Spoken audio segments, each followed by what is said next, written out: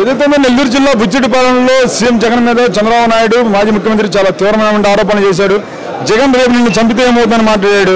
అసలు ఇలా మాట్లాడడం రెచ్చగొట్టడం కాదంటారు. ఇలా ఈరోజు మన ప్రియతమ నాయకుడు ఆంధ్రప్రదేశ్ ముఖ్యమంత్రి వర్యులు వైఎస్ జగన్మోహన్ రెడ్డి గారిని గురించి టీడీపీ నాయకుడు ప్రతిపక్షంలో ఉంటూ 14 సంవత్సరాలు ముఖ్యమంత్రిగా చేశాడు. 14 సంవత్సరాలు ముఖ్యమంత్రిగా చేసి 75 సంవత్సరాలు వచ్చినాయి.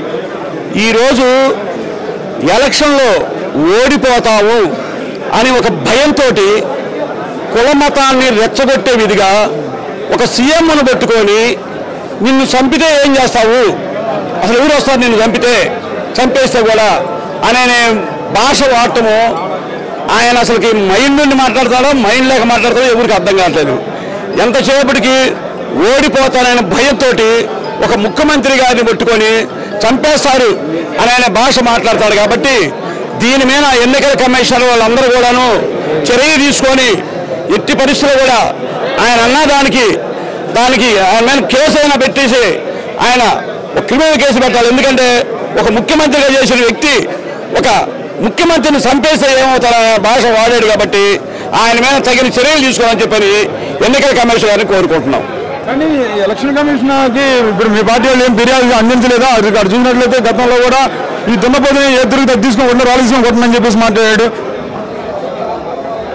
ఎలక్షన్ కమిషనర్కి ఇచ్చాము, ఇచ్చినా కూడా ఎలక్షన్ కమిషనర్ ఎందుకు తీసుకోలేదు చర్య, స్పందించలేదు.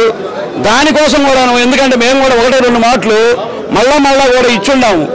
ఆయన ఎలక్షన్ కమిషనర్ చర్య తీసుకోవట్లేదు. దీని వెనక ఎవరాస్తం ఉంది ఏందనేది కూడా మాకు అర్థం కావట్లేదు. ఆయన ఎంతసేపటికి దున్నపోతని అయ్యని మాట్లాడుతూ ఉన్నాడు.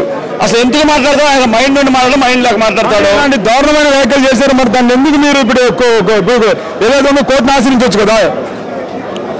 ఆయన దారుణమైన వ్యాఖ్యలు చేశాడు చెప్పాను. ఎందుకంటే ఎంతసేపటికి రెచ్చగొట్టి ఎలక్షన్ ఆగిపోతే ఎట్లా నేను గెలవను కదా ఆయన భయం పట్టుకొని ఆయన ఇష్టారాజ్యంగా మాట్లాడుతున్నాడు. దాన్ని కూడా మనం అంతా 10 రోజులు ఎలక్షన్ ఉంది, మనం ఎట్లా గెలుస్తాం?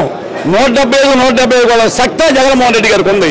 ఇవాళ జగన్మోహన్ రెడ్డి గారు ఏమిట ఎస్సీ ఎస్టీ బీసీ మైనార్టీలు అందరూ కూడాను జగన్ అని చెప్పని కలవరిస్తున్నారు.